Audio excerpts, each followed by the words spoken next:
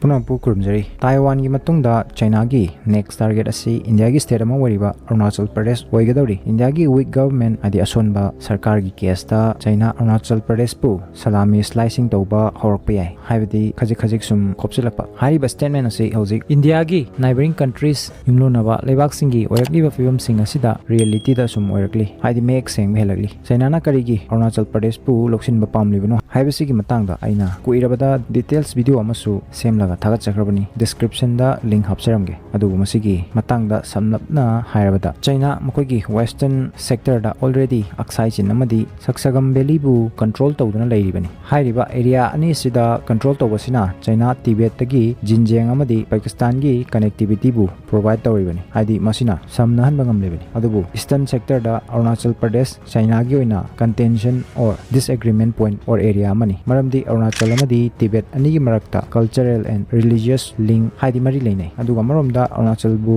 China na control tawba taragadi Tibet ki freedom movement bu makoina yam live mongda curve tawba Lousanba ngamgadoribani aduga Tibetan region gi high altitude amadi extreme terrain and mountain maram oraga China India gi mathakta direct war effort tawba ngamloi maram asina India da weak government asonba sarkar hek lakpaga China salami slicing technique sinaduna Arunachal gi strategic point singbu capture tawba Lousanba horpe panbe abadi hauzik leiriba central government gi pibam asisu mamangi tamgumna strong government ama oibanate mixed government ni aduna stable oibagi chance nemi aduna karigumba anauba law ma pass to waibasi yam wana thokadoribani si matang da hena detail oiba discussion video pambiragadi comment ta adongi mod thambiramu puno pui kai khono chari